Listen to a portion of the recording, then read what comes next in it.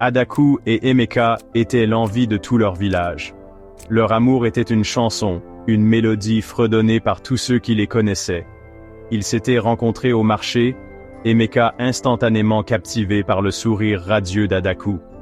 Leur mariage fut un événement joyeux, une célébration d'espoir et de promesses. Mais les années qui suivirent furent marquées par une tristesse silencieuse. Adaku n'arrivait pas à concevoir.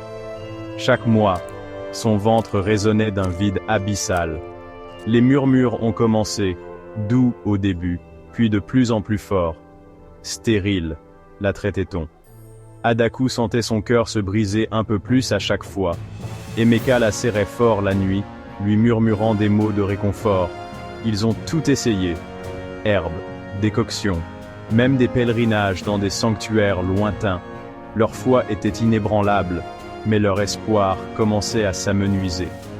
Un jour, Emeka rentra à la maison avec une nouvelle. Ses yeux brillaient d'une étincelle, une lueur de la joie qu'ils avaient autrefois connue. L'adoption, dit-il, la voix épaisse d'émotion. Nous pouvons offrir un foyer à un enfant, Adaku. Notre amour suffira. Damilola est arrivée dans leur vie comme une prière exaucée. C'était une fleur fragile, ses jambes tordues à des angles étranges. La polio, avait expliqué la directrice de l'orphelinat, la voix empreinte de pitié. Mais Adaku et Emeka ne voyaient que leur fille. Ils l'accueillirent à bras ouverts et le cœur débordant d'amour. Ils décorèrent sa chambre de couleurs vives, lui achetèrent des robes qui tournoyaient et des jouets qui la faisaient rire. Damilola s'est épanouie sous leurs soins. Elle a appris à marcher à l'aide de béquilles, son esprit s'envolant. Son rire remplissait leur maison, chassant les ombres persistantes de leur tristesse passée. Pendant 5 ans, Damilola a été leur monde, leur tout. Ils oublièrent la douleur de leur infertilité, leur amour pour Damilola étant un baume sur leurs âmes blessées. Puis, un miracle s'est produit. Adaku était enceinte. L'arrivée de leur fils, Chike, a été accueillie avec une joie débordante. C'était un petit garçon en bonne santé, un symbole de leurs prières exaucées. Mais avec son arrivée, un changement subtil s'est produit dans leur foyer.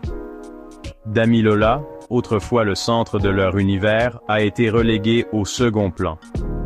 Adaku était absorbé par la maternité, son attention uniquement focalisée sur Chike. Emeka, pris par l'excitation d'avoir son propre sang, remarquait à peine les retraites silencieuses de Damilola. Il prenait toujours soin d'elle, bien sûr. Elle était nourrie, vêtue et envoyée à l'école. Mais la chaleur, la tendresse, l'effusion d'amour qui avait autrefois défini sa vie, étaient sensiblement absentes. Damilola ressentait le changement comme un vent glacial. Elle comprit, à la manière des enfants, qu'elle n'était plus la priorité. Son rire se fit plus rare, son sourire forcé.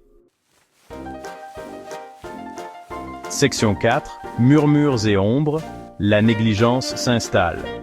Au fil des années, 2 autres enfants ont suivi, un autre garçon, puis une fille. Chaque arrivée a poussé Damilola un peu plus à la périphérie. Elle est devenue une ombre dans sa propre maison. La négligence a été subtile au début. Un anniversaire oublié, un geste de la main dédaigneux lorsqu'elle essayait de leur montrer ses devoirs, puis c'est devenu plus flagrant. Des paroles dures prononcées avec colère, des repas oubliés. Même ses béquilles, son lien vital avec la mobilité, étaient laissés sans réparation lorsqu'elle se cassait. Damilola s'est repliée encore plus sur elle-même. Elle trouvait refuge dans les livres, se perdant dans des contes fantastiques d'amour et d'acceptation. Elle aspirait au jour où elle était leur seul enfant, lorsque leur amour avait brillé sur elle comme le soleil. Un jour, Emeka, dans un accès de rage, la traita d'erreur. Les mots transpercèrent le cœur de Damilola comme un éclat de verre. La vérité, crue et douloureuse, s'abattit sur elle. Elle n'était pas désirée, pas aimée, un fardeau. Section 5. L'accident. L'appel à l'aide de Damilola. L'accident s'est produit un jour comme les autres. Adaku était occupé avec les plus jeunes enfants, sa patience mise à rude épreuve. Emeka était en voyage d'affaires, comme souvent. Damilola, livrée à elle-même, décida d'aller au marché. Elle voulait acheter une mangue à Adaku, sa préférée. Peut-être, pensa-t-elle, un petit acte de gentillesse pourrait raviver une lueur de l'amour dont elle avait si désespérément besoin. Mais ses béquilles étaient instables, les embouts en caoutchouc usés jusqu'à la corde. Alors qu'elle traversait la rue animée, son pied a glissé. Elle est tombée, atterrissant durement sur le trottoir impitoyable. La douleur lui traversa la jambe. Des larmes coulèrent sur son visage. Les gens se sont rassemblés autour d'elle, leur visage un mélange de pitié et d'indifférence. Mais personne n'a aidé. Personne n'a pensé à appeler ses parents. Il faisait crépuscule lorsqu'une femme bienveillante, touchée par le sort de Damilola, l'emmena à l'hôpital. Le médecin, un homme doux avec des yeux qui brillaient, d'une lueur de bonté, soigna ses blessures. Mais ce sont les questions qu'il a posées qui importaient vraiment.